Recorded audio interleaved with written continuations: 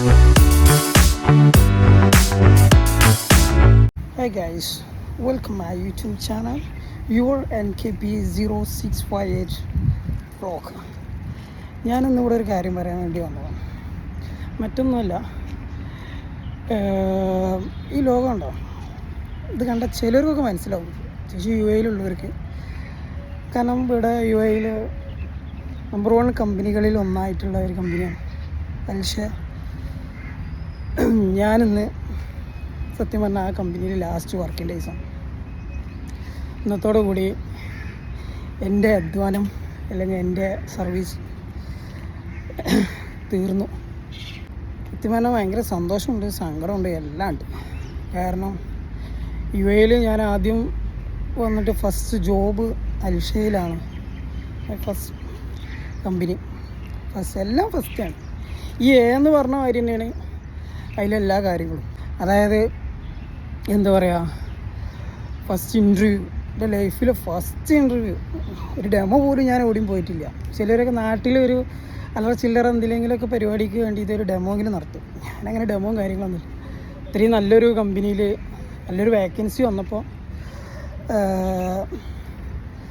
നമുക്ക് വേണ്ടപ്പെട്ട ആൾ നമ്മളെ റെക്കമെൻഡ് ചെയ്ത് നമ്മളവിടെ ചെന്ന്. സംഭവം റെക്കമെൻഡ് ആണെങ്കിലും നമ്മളെ ഭാഗത്തുനിന്ന് എന്തെങ്കിലും ഒരു നല്ലൊരു പോസിറ്റീവായിട്ട് എന്തെങ്കിലും വേണ്ടേ. എൻ്റെ അടുത്ത് എന്തൊക്കെ ഉണ്ട് വിചാരിച്ചിട്ടാണ് മൂപ്പര് എന്നെ അങ്ങോട്ട് സജസ്റ്റ് ചെയ്ത് ഞാനവിടെ പോയി. ഇൻ്റർവ്യൂവും കാര്യങ്ങളൊക്കെ നടന്നു. ജീവിതത്തിൽ ആദ്യത്തെ ഇൻ്റർവ്യൂ ആയതുകൊണ്ട് നല്ല രസമുണ്ടായിരുന്നു. ഇൻ്റർവ്യൂ ഉണ്ടാവുമെന്നും ഇൻ്റർവ്യൂവിൽ പറയാനുള്ള കാര്യങ്ങളൊക്കെ വീട്ടിൽ നിന്ന് പഠിച്ച് കാണാപ്പാടാക്കിയിട്ടാണ് ഞാൻ ഫ്ലൈറ്റ് കയറിയത്. ഇവിടെ വന്ന് നോക്കുമ്പോൾ സത്യം പറഞ്ഞാൽ ഇൻ്റർവ്യൂവിന് പോയ സമയത്ത് റെക്കമെൻഡ് ആയതുകൊണ്ട് അവർ ആ വക ചോദ്യമൊന്നും ചോദിച്ചില്ല. അവർ വേറെ എന്തൊക്കെ ചോദിച്ചു. നാട്ടിൽ സത്യം പറഞ്ഞാൽ ഡിഗ്രിക്ക് പോണ സമയത്താണ് ഞാൻ ജോലിക്ക് ഇൻ്റർവ്യൂ ഒക്കെ അങ്ങനെയായിട്ട് നടന്നത്. എനിക്ക് സത്യം പറഞ്ഞു കഴിഞ്ഞാൽ വെയർഹൗസ് എന്താണ് ഏതാണെന്നുള്ളതൊക്കെ ചെറുതായിട്ടൊക്കെ അറിയാം. കുറേയൊക്കെ ഞാൻ യൂട്യൂബിൽ നോക്കിയിട്ടും ഗൂഗിൾ ചെയ്തിട്ടും കാര്യങ്ങളൊക്കെ നമ്മൾ ചെറുങ്ങനെ ഒരു ഐഡിയ കിട്ടിയായിരുന്നു. അത് വെച്ച് ഞാനിങ്ങോട്ട് പോന്നു.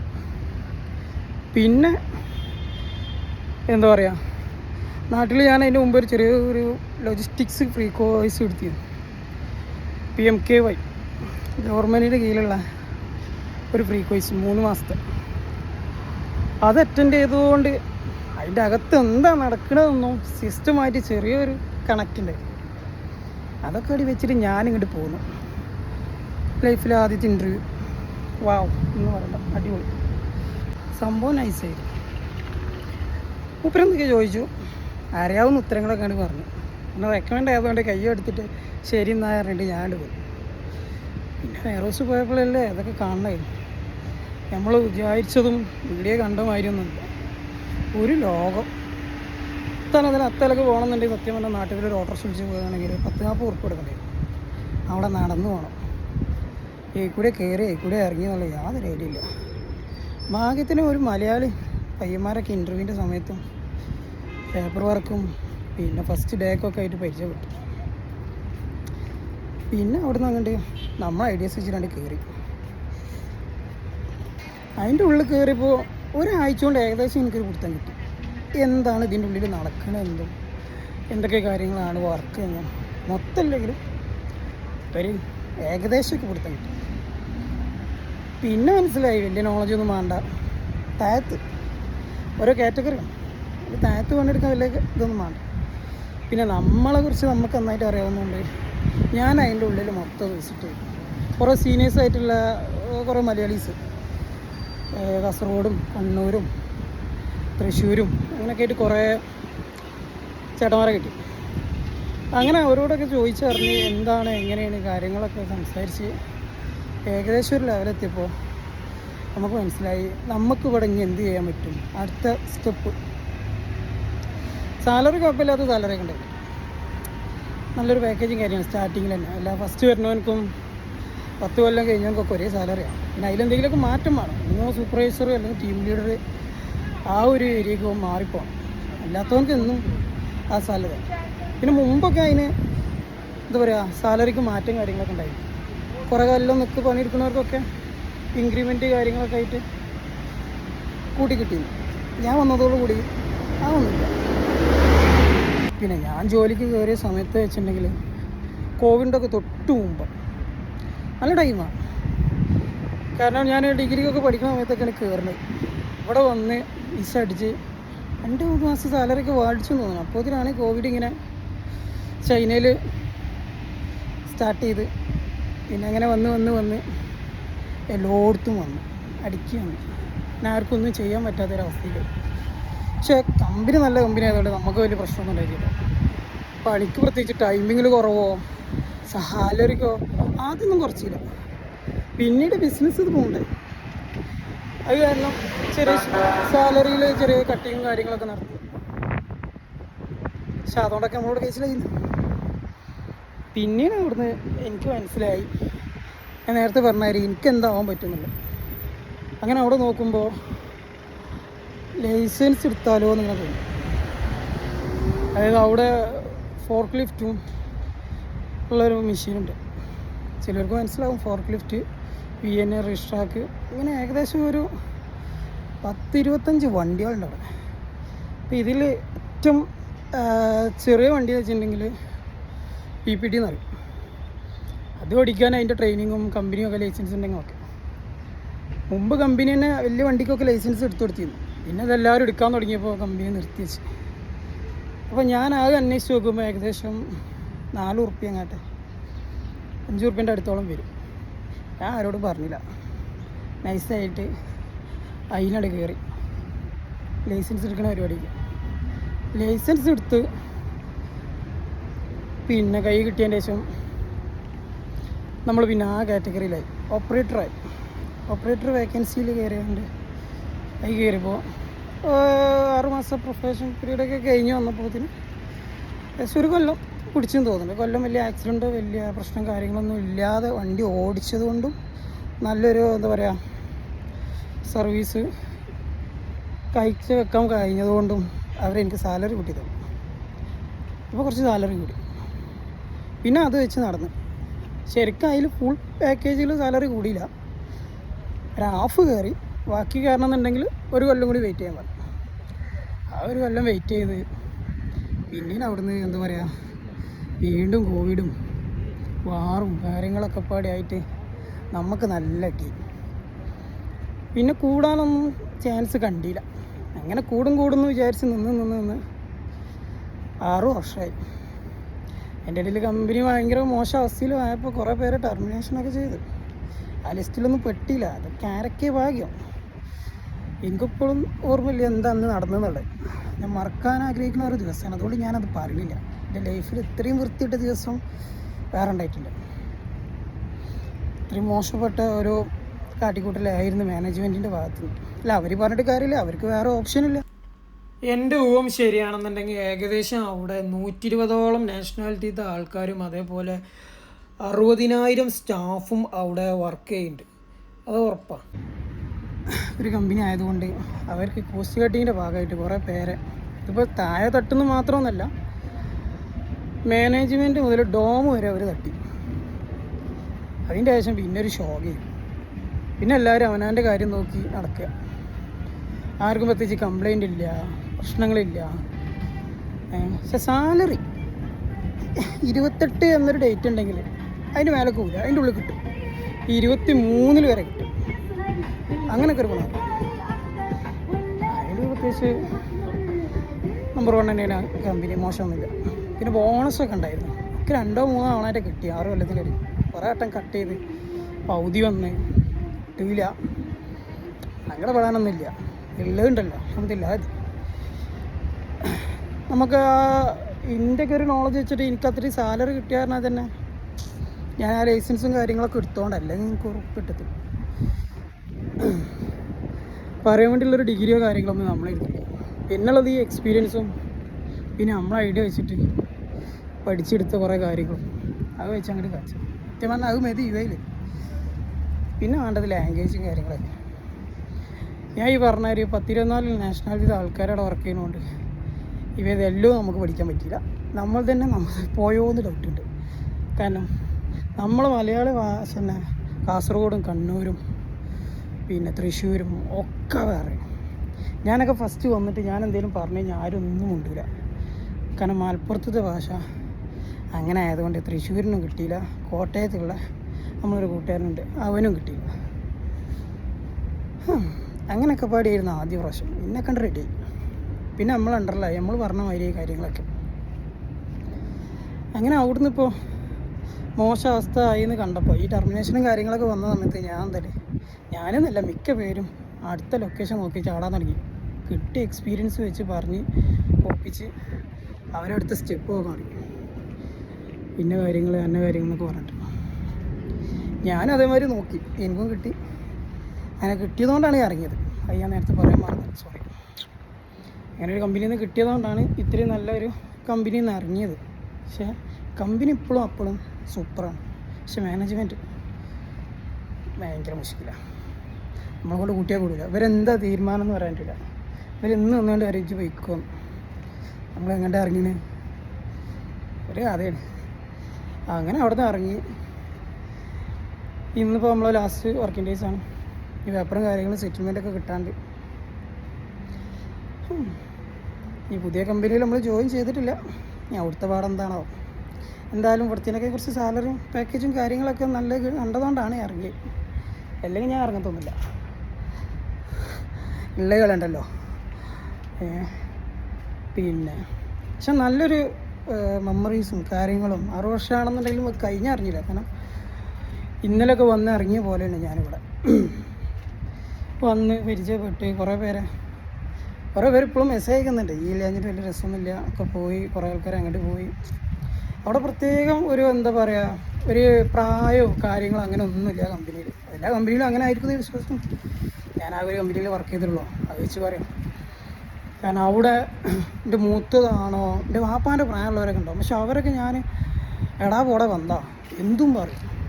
അപ്പോൾ ഞാൻ എൻ്റെ ഫ്രണ്ട്സിനോ വിളിക്കണത് എങ്ങനെയാണോ എന്ന മാതിരി അങ്ങോട്ടും ഇങ്ങോട്ടും വിളിക്കും. ചീത്ത പറയും, പണിയെടുക്കും, പാര വെക്കും, കളിയാക്കും. ഒരു തോന്നുന്ന ഒരു കോളേജ് എന്ന് പറയാൻ പറ്റില്ല, എന്നാലും അതിനും വെറൈറ്റിയാണ്. കോളേജിലൊക്കെ വെച്ചിട്ടുണ്ടെങ്കിൽ പിന്നെ ടീച്ചർമാരായി ഇതെങ്ങനെ തന്നെ.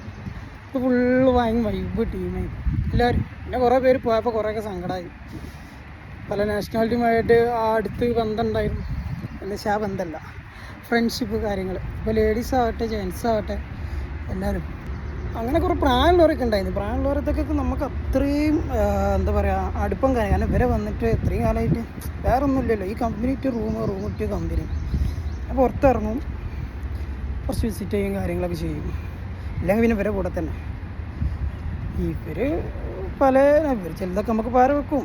നമ്മളൊക്കെ എന്തെല്ലോ പറഞ്ഞ് ഞാനന്ന് എൻ്റെ ജീവിതത്തിൽ വിചാരിച്ചിട്ടില്ല ഈ കെനിയക്കാരെ ചീത്ത. കെനിയ പിന്നെ അതേപോലെ എന്താ പറയുക ആഫ്രിക്കൻ രാജ്യങ്ങളിലുള്ള ആൾക്കാരൊക്കെ ഞാൻ ലൈഫിൽ വിചാരിച്ചിട്ടില്ല. ഇവരൊക്കെ ഞാൻ ചീത്ത വിളിക്കും, ഇവർക്കൊക്കെ ഞാൻ പാര വെക്കും, ഇവരെ കൂടെ ഞാൻ ഫോട്ടോ എടുക്കും, ഇവരെ കൂടെ ഭക്ഷണം ഇവരെ കാര്യങ്ങളൊക്കെ ഷെയർ ചെയ്യുന്നതും ഇതുവരെ വിചാരിച്ചിട്ടും കൂടിയില്ല. അതേമാതിരി ഫിലിപ്പീൻസുകാരെത്തി എനിക്ക് ഭയങ്കര കാര്യം. പക്ഷെ അവർ ഭയങ്കര എന്താ പറയുക സിമ്പിളാണ്. പിന്നെ പാര അതിപ്പോൾ എല്ലാവരും ഉണ്ട്. എന്തായാലും മലയാളീസിൻ്റെ അത്ര ഇല്ല, അറിയില്ല. നമ്മളെ കാര്യം പറയണം. ഇവരെ വെച്ചിട്ടുണ്ടെങ്കിൽ ഇപ്പോൾ ഞാനൊക്കെ വന്ന സമയത്ത് നമുക്കൊന്നും ഇംഗ്ലീഷൊന്നും പോരായിട്ട് സംസാരിക്കാൻ അറിയില്ല. ഇപ്പോൾ എന്ന് വെച്ചിട്ടുണ്ടെങ്കിൽ നമുക്ക് പിടിച്ച് നിൽക്കാൻ പറ്റും. ആ സമയത്തൊക്കെ ഓര് കൂടെ നിന്നിട്ട് അതിനെന്താ പറഞ്ഞോ അറിയും. നമ്മൾ പറഞ്ഞാൽ നമുക്കറിയാം പൊട്ടാൻ തെറ്റാണെന്നുള്ളത്. എന്നാലും പക്ഷെ അവരോട് പിടിച്ച് നിൽക്കാൻ പറയും. അവർ പറയും എന്താ കുഴപ്പമില്ല, ഈ പറഞ്ഞോ മനസ്സിലാവുന്നുണ്ട്, ആയിട്ടാണോ ആവാഞ്ഞിട്ടാണോ എന്നറിയില്ല. ഓരൊന്നും കൊണ്ടില്ല. അവർക്ക് ഒരു ആക്ഷനും കാര്യങ്ങളും നമ്മളെന്താ ഉദ്ദേശിക്കണമെന്നുള്ളവർക്ക് മനസ്സിലാവും. അവരെടുത്തുന്ന അങ്ങനത്തെ കുറേ കാര്യങ്ങൾ നമ്മളും കുറച്ച് ഇംഗ്ലീഷും കാര്യങ്ങളൊക്കെ പഠിച്ചു. അവർക്ക് ഭയങ്കര രസമാണ് അവരെ സംസാരം. പിന്നെ അവരൊപ്പം ഭക്ഷണത്തിന് ഇരിക്കാൻ പറ്റില്ല, ആ ഒരു പ്രശ്നവും. നമുക്ക് ഇറങ്ങൂല ഫുഡ്. അങ്ങനെ ഇത്തരത്തിലുള്ളൊരു ഫുഡും കാര്യങ്ങളൊക്കെ അവർ കഴിക്കുക. പിന്നെ ക്യാപ്സ് പിസ്സ അതൊക്കെ വട്ടത്തിലിരുന്ന് കഴിക്കുക, വേറെ കാര്യം. പിന്നെ അതുമാതിരി കെനിയക്കാരുണ്ടായിരുന്നു, കെനിയ പിന്നെ ഉഗാണ്ട. പക്ഷെ അവരൊക്കെ ഇംഗ്ലീഷ് അവിടെ സത്യം പറഞ്ഞാൽ നല്ല ഇംഗ്ലീഷ്, നല്ല വൃത്തി ഇംഗ്ലീഷ്. നമുക്ക് വേഗം മനസ്സിലാവുകയും ചെയ്യും. പക്ഷെ നമുക്ക് അതേമാതിരി സംസാരിക്കാൻ പറ്റുമെന്നുണ്ടോയെന്നല്ലേ, നമുക്ക് അറിയണം ഇംഗ്ലീഷ് നമ്മൾ സംസാരിക്കും. അത് ഇത്രയും ക്ലിയറാണ് എന്ന് വിചാരിച്ചിട്ട് ഇങ്ങനെ കേട്ട് എന്നിട്ട് അതിൻ്റെതായ മറുപടി തരും. എന്നാൽ ഒരു പറഞ്ഞാൽ യാതൊരു തെറ്റുണ്ടാവില്ല. നമ്മൾ പറഞ്ഞാൽ തെറ്റുണ്ടെങ്കിലും എടാ ഇത് തെറ്റാണ്, അത് അങ്ങനെയാണ്, ഇത് ഇങ്ങനെയാണ്, അങ്ങനെയുള്ള യാതൊരു പ്രശ്നമില്ല. അവരോട് എത്ര വേണമെങ്കിൽ നമുക്ക് ഇംഗ്ലീഷ് സംസാരിക്കാം. ഇപ്പോൾ ഇന്ത്യക്കാരാണെങ്കിലും ഇന്ത്യക്കാരുടെ എത്ര വേണമെങ്കിലും ഹിന്ദി സംസാരിക്കാം. അവർ അത് തെറ്റുണ്ടെങ്കിലും കളിയാക്കില്ല. എന്നാൽ നമ്മൾ ഒരു ഇംഗ്ലീഷുകാരനോ അല്ലെങ്കിൽ ഒരു കെനിയക്കാരൻ്റെ കൂടെ 2 മലയാളീസ് സംസാരിക്കുകയാണെങ്കിൽ മറ്റൊരു തെറ്റുകൾ ഇങ്ങനെ നോക്കി കഴിഞ്ഞിട്ട് ചിരിക്കുക, കളിയാക്കുക, അതിലൊരു ആനന്ദം കണ്ടെത്തുക. അതിന് നമ്മളെ മലയാളീസ് കഴിഞ്ഞിട്ട് വേറെ ആരും ഉള്ള പറയാമല്ലോ. പിന്നെ നമ്മളെ തൊട്ട അയൽവാസി പാകിസ്ഥാൻകാർ സംഭവർ നമുക്ക് ആദ്യമ ശത്രുക്കളാണെന്നെങ്കിലും ഇവിടെ ഏകദേശം അതേമാതിരിയാണ്. പക്ഷേ ഇവിടെ പാകിസ്ഥാൻ എന്ന് അവരെ നാഷണാലിറ്റിയാണ് പഞ്ചാബികളായിരുന്നു കൂടുതലുണ്ടായിരുന്നു. എൻ്റെ കൂടെയൊക്കെ എൻ്റെ ബാച്ച് കഴിഞ്ഞതിൻ്റെ ശേഷം ഒരു ബാച്ചിൽ ഫുള്ള് അതുകൊണ്ട് 10 പേര് വന്ന്. അയ്യോ ഒന്നും പറയണ്ട. ഇവരെ എന്താ പറയുക, ഹിന്ദിയാണോ എന്ന് ചോദിച്ചാൽ ഹിന്ദിയല്ല, പഞ്ചാബി ഓരോ നാട്ടിലത്തെ ഭാഷ അങ്ങനെ സംസാരിക്കാം. നമുക്കാണെങ്കിൽ അത് പഠിക്കാനും പറ്റൂല. ഇവർ പാര വെക്കാന്ന് വെച്ചാൽ മിടുക്കാൻ വരും. പിന്നൊക്കെ നമ്മളെന്ന് വെച്ചിട്ടുണ്ടെങ്കിൽ നമ്മൾ മലയാളീസ് എന്ന് വെച്ചാൽ ഐഡിയപൂർവ്വം ചെയ്യും, കൊടുക്കുമ്പോൾ 8ൻ്റെ പണി. അതാണ് നമ്മളെ പരിപാടി. പിന്നെ ഞാൻ നേരത്തെ പറഞ്ഞാൽ ഈ ഫോർക്ക് ലിഫ്റ്റിൻ്റെ ലൈസൻസ് അത് ഈ ഇന്ത്യ ടീമിലുള്ള എല്ലാവർക്കും നല്ല അടിയാണ്. കാരണം ഈ വണ്ടി ഓടിക്കുക എന്നൊക്കെ പറഞ്ഞു കഴിഞ്ഞാൽ അതിൻ്റെ അപ്പുറത്തേക്ക് വേറെ ഇല്ല. ഒരു ഏകദേശം നല്ലൊരു പവറാണ്. നമ്മുടെ നാട്ടിൽ കണ്ടെയ്നറൊക്കെ ഓടിക്കണത് റിസ്ക് വണ്ടികളാണ്. നിങ്ങൾക്ക് അടിച്ചു നോക്കി പറഞ്ഞാൽ VNA പിന്നെ റീസ്ട്രാക്ക് ഭയങ്കര റിസ്ക് വണ്ടിയാണ്. പക്ഷേ ഓടിക്കണവർക്ക് പിന്നെ റിസ്ക് ആണെങ്കിലും അവ ഓടിച്ചോളൂ, പുറത്ത് വരത്തത്തില്ല. ഈ ഫ്ലൈറ്റൊക്കെ ഓടിക്കണ മാതിരി പുറമേ നോക്കുമ്പോൾ കാണാനുള്ള ലുക്കാവും. പക്ഷേ അതിൻ്റെ സ്വിച്ചും കാര്യങ്ങളും ഓടിക്കണ ഒരേറ്റം കണ്ടാവാൻ പേടിയാവും. എന്ന മാതിരിയാണ് ഈ വണ്ടി, ഭയങ്കര റിസ്ക്കാണ്. അങ്ങനെ എന്താ പറയുക, ഈ ലൈസൻസ് എടുക്കണ കാര്യം ഞാനും എൻ്റെ ഒരു മാഡം ഉണ്ട് ഡാനിക, പുള്ളിക്കാരത്ത് മാത്രമേ അറിഞ്ഞുള്ളൂ. അവരോട് പറയും ഡ്യൂട്ടിയിൽ നിന്ന് പകുതി ഡ്യൂട്ടി കട്ട് ചെയ്തിട്ട് ഞാൻ പോവും. ലൈസൻസ് കിട്ടിയൊക്കെ വന്ന് ഒരു ദിവസം ട്രെയിനിങ്ങിന് വണ്ടി ഓടിക്കുമ്പോഴാണ് ഇവരിതൊക്കെ കാണുന്നത്. എനിക്ക് ലൈസൻസ് ചോദിച്ചു. കാരണം ലൈസൻസ് കിട്ടി കഴിഞ്ഞാൽ സാലറി മാറുന്നു, ഡ്യൂട്ടി ടൈമിൽ വ്യത്യാസം ഉണ്ടെന്നും കുറേ ഫ്രീഡം ഉണ്ട്. വണ്ടി പേരിക്കുമ്പോൾ കുറേ ഫ്രീഡം. കാരണം നമ്മളെല്ലാ കളിയും കളിക്കാം, മറ്റേ മാതിരിയല്ല. നമുക്ക് ടാർഗറ്റ് കുറവാണ്, പിന്നെ ടാർഗറ്റ് ഉണ്ടാവില്ല, കാരണം മൾട്ടിപ്പിൾ ടാസ്ക് ആവും.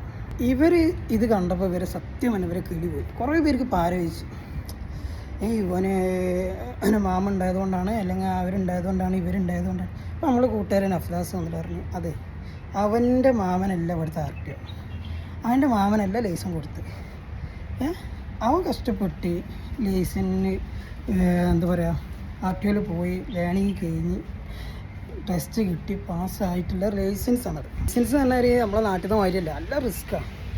അത് ഇവർക്ക് എല്ലാവർക്കും അറിയാം. ഇപ്പോൾ നിലവിൽ ലൈസൻസ് കയ്യിലുള്ളവർക്കും അറിയാം, ഇല്ലാത്തവർക്കും അറിയാം ലൈസൻസ് എന്താണെന്നും അതിൻ്റെ വാല്യൂ എന്താണെന്നും അത് കിട്ടാൻ എന്ത് റിസ്ക് ഉണ്ടെന്നുള്ളതും നന്നായിട്ട് അറിയാം. അപ്പോൾ ഇവർക്ക് ആ കിളി പോയി. ഇത്രയും റിസ്ക് എടുത്തിട്ട് ഈ സാധനം എടുത്ത് ഇവന്മാർ ഇത്രയും കാലമായിട്ട് ഇവന്മാർക്ക് തീരെ തോന്നിയിട്ടില്ല. കാരണം വണ്ടി ഭ്രാന്തന്മാർ തന്നെ പാകിസ്ഥാൻകാരാണ് ഡ്രൈവർമാർ. കാരണം അവർക്കൊന്നും ചെയ്യാൻ പറ്റാത്ത കാര്യം ഞാനവിടെ പോയി ചെയ്തിട്ട് ചെയ്യാൻ പറ്റാമെന്നല്ല, ഒരു ശ്രമിച്ചില്ല.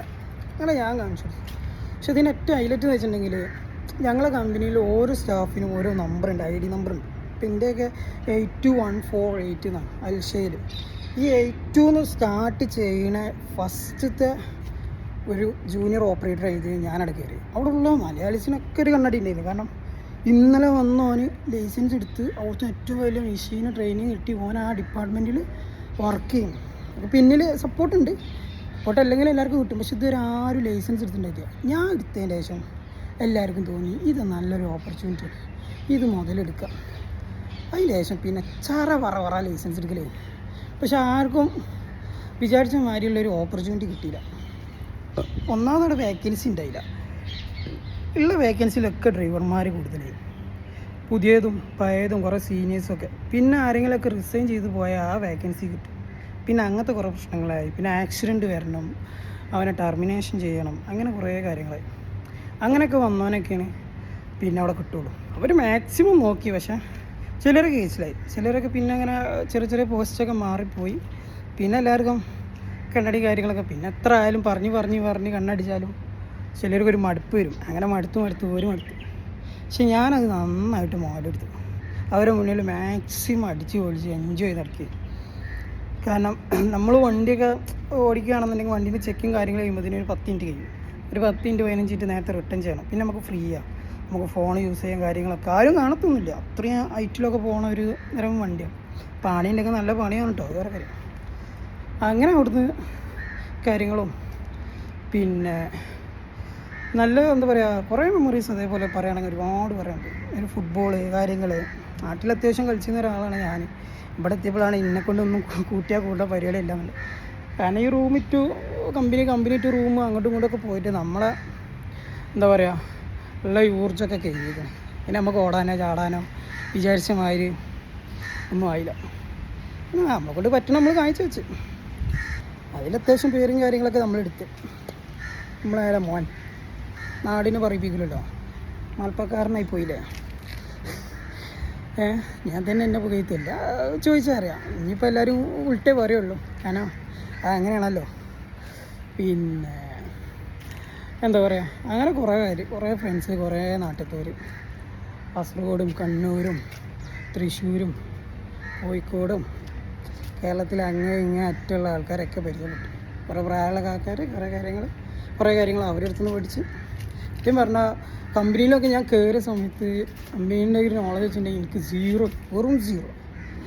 അവിടുന്ന് പിന്നെ ഞാനിപ്പോൾ 6 വർഷത്തിൻ്റെ ശേഷം ഈ സീറോൻ്റെ കൂടെ 1 കൂട്ടി ഒരു 10%. ഞാൻ 15 മാർക്ക് കിട്ടിയിട്ടാ. 5% കമ്പനി കൊടുത്തു. 10% എന്താണ് അതിൻ്റെ ഉള്ളിൽ നടക്കുന്ന കാര്യങ്ങളൊക്കെ നമുക്ക് പഠിച്ചു. ഒരുവിധ സിസ്റ്റം കാര്യങ്ങളും എക്സലും വേർഡും പിന്നെ വണ്ടിയും കാര്യങ്ങളും എന്തൊക്കെയാണ് കമ്പനിയിൽ വരിക, എന്തൊക്കെയാണ് കമ്പനിയിൽ നടക്കുന്ന കാര്യങ്ങളൊക്കെ നമ്മൾ പഠിച്ചെടുത്തു. അങ്ങനെയൊക്കെ ഒരുപാട് നല്ല മെമ്മറീസും കുറേ അറിവും നോളജും എന്ത് ചെയ്യണം, എങ്ങനെ പെരുമാറണം കാര്യങ്ങളൊക്കെ, അങ്ങനെ കുറേ കാര്യങ്ങളൊക്കെ നമുക്ക് അവിടുന്ന് കിട്ടി. ഇന്നിപ്പോൾ നമ്മൾ അവിടുന്ന് ഇറങ്ങിയ കാര്യം ഞങ്ങളോട് ഷെയർ ചെയ്യണം തോന്നി ഷെയർ ചെയ്യാം. കാരണം കുറേ ഫോട്ടോസും കാര്യങ്ങളും ഒക്കെ ഉണ്ട്. ഈ പുതിയ കമ്പനിയിൽ കയറുന്ന കാര്യം ആലോചിച്ചുകൊണ്ടിരിക്കുകയാണ്. ഓഫ് ലെറ്ററും കാര്യങ്ങളൊക്കെ സൈൻ ചെയ്ത് പേപ്പർ വർക്ക് കാര്യങ്ങളൊക്കെ ആയിട്ട് നിൽക്കുകയാണ്. അതിനിപ്പോൾ ഏതാ കമ്പനിയെന്ന് വെച്ചിട്ടുണ്ടെങ്കിൽ ട്രെയിലിംഗ് എന്ന് പറയും. നല്ല കമ്പനിയാണ് കേട്ടോടത്തോളം. അതും ഏകദേശം എല്ലാവർക്കും അറിയാം UAE നിൽക്കുന്നവർ. കാരണം ഇവിടെ ഈ കാരിഫോറും യൂണികോപ്പും അതേപോലെയുള്ള വലിയ ഇവിടുത്തെ ലോക്കൽസ് വന്ന് പർച്ചേസ് ചെയ്യണ വലിയ ഷോപ്പുകൾക്കൊക്കെ സാധനം എത്തിക്കണ ഒരു പ്ലാറ്റ്ഫോം ഏരിയയാണ്. ഓൺലൈൻ പർച്ചേസും കാര്യങ്ങളൊക്കെ ഉണ്ട്, ഓൺലൈനിൽ എടുക്കാം. ഈ ഗ്രോസറിക്കും അതേപോലെയുള്ള സാധനങ്ങൾക്കൊക്കെ ഉള്ള എല്ലാവിധ സാധനമുണ്ട്. ഞാൻ അതിൻ്റെ ഉള്ളിൽ പോയി ഇൻ്റർവ്യൂ അറ്റൻഡ് ചെയ്തപ്പോൾ കൃത്യം അതിനെ കോമഡി തോന്നി. ഞാനൊരുമാതിരി മില്ലിക്കൊക്കെ പോയാൽ മതി, എല്ലാവിധ സാധനമുണ്ട്, പഞ്ചസാര പൊടി അത് ഇത്. എന്തായാലും ഇനിയുള്ള കാലം അവിടെ ആവാം. പിന്നെ ഒരു കമ്പനിയിലൊക്കെ ഏകദേശം ഒരു 5 വർഷമൊക്കെ തന്നെ നിൽക്കാൻ പാടുള്ളൂ. അതിൽ കൂടുതൽ നിന്നിട്ട് നമുക്ക് കാര്യമില്ല എന്നുണ്ടെങ്കിൽ നമ്മൾ ഇറങ്ങണം. അത് ഇനി എന്തൊടത്തോളം ആയാലും പറ്റൂല, വേറെ കിട്ടുന്നില്ല, അതിലൊന്നും പറഞ്ഞിട്ട് കാര്യമില്ല. നമ്മൾ ശ്രമിക്കുക. ഇപ്പോൾ എനിക്കൊക്കെ ഞാൻ എനിക്കൊന്നും വേറെ ഒന്നും കിട്ടൂല എന്നിട്ട് സത്യം.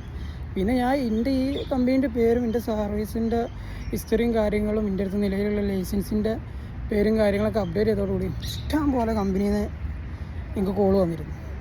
അപ്പോൾ കോള് ഫസ്റ്റ് വന്നപ്പോൾ ഞാൻ സമ്മതിക്കണം വിചാരിച്ചു. പിന്നെ ഇങ്ങനെ തോന്നി നമുക്ക് ഡിമാൻഡ് ഇടാം. എൻ്റെ യേശുവിനെ ഡിമാൻഡ് ഇടാം. കാരണം എനിക്ക് ആദ്യം കിട്ടിയത് 3,500 ആണെന്നുണ്ടെങ്കിൽ പിന്നീട് ഞാൻ ഡിമാൻഡ് ഇടാൻ മതി. പക്ഷേ ഡിമാൻഡ് ഇട്ടതിന് കുറേ പേരൊക്കെ വായിക്കും തന്നു. അങ്ങനെ ഞാൻ എൻ്റെ ഒരു എന്താ പറയുക ഒരു ഏകദേശം എൻ്റെ ലെവൽ വെച്ച് ഞാനൊരു കണക്ക് പറഞ്ഞിട്ട് ആ കണക്കിലൊരു കമ്പനിയിൽ കിട്ടിയതിന് ശേഷം ഞാൻ ഈ പറഞ്ഞാൽ എൻ്റെ മാമനുമായിട്ട് സംസാരിച്ച് നോക്കി. മാമൻ പറഞ്ഞു എന്തിനാ പാക്കേജ് പോകും, അതിൽ കൂടുതൽ കിട്ടും, നല്ല വരും. അങ്ങനെ ഞാനത് ഒഴിവാക്കി. അപ്പോൾ അവരൊക്കെ ആകെ അന്തം മുട്ടി, എന്തിപ്പോൾ ഒഴിവാക്കാൻ കാരണം നീ പറഞ്ഞ തുക അങ്ങ് തരാൻ റെഡി ചെയ്യുന്നല്ല. അല്ല എനിക്കത് പറ്റില്ല, എനിക്കതിൽ കൂടുതൽ വേണമെന്ന് പറഞ്ഞപ്പോൾ ഒരു പറഞ്ഞ് മാനേജ്മെൻറ്റുമായി സംസാരിച്ചിട്ട് അറിയിക്കാറ്. അവർക്ക് പിന്നെ അങ്ങനെ അറിയിക്കാനൊന്നും തോന്നിയില്ല. അപ്പോൾ എനിക്കിങ്ങനെ തോന്നി ഞാൻ പറഞ്ഞ ഇച്ചിരി കൂടിപ്പോയോ എന്നൊരു സംശയം. നമ്മുടെ പാക്കേജ് കുറച്ച് കൂടിയോ എന്നൊരു സംശയം. പക്ഷെ കൂടിയതുകൊണ്ടൊന്നല്ല, എനിക്കുള്ളത് വേറെ എവിടെ ഉണ്ടായിരുന്നു. അതിപ്പോൾ കറങ്ങി തിരിഞ്ഞ് എൻ്റെ മണ്ടയ്ക്ക് തന്നെ വന്നിക്കണം. ഇനി അവിടെയാണ് എൻ്റെ വിളയാട്ടം. അവിടെ ഇനിയിപ്പോൾ എങ്ങനെ ആയിരിക്കും എന്തായിരിക്കും എന്നൊന്നും എനിക്ക് യാതൊരു ഐഡിയ ഇല്ല. എങ്കിലും ഉള്ളത് കൊണ്ട് ഓണം പോലെ വീണോടത്ത് കിടന്ന് അവിടെ കിടക്കാൻ എനിക്ക് തീരെ താല്പര്യമില്ല. എണീച്ച് ഓടാൻ തന്നെ. അതിനിപ്പോൾ എന്ത് റിസ്ക് എടുത്തിട്ടായാലും വേണ്ടിയില്ല, ഞാനത് ചെയ്യും. അതിനുള്ള കോൺഫിഡൻസും ധൈര്യം എനിക്കുണ്ട്.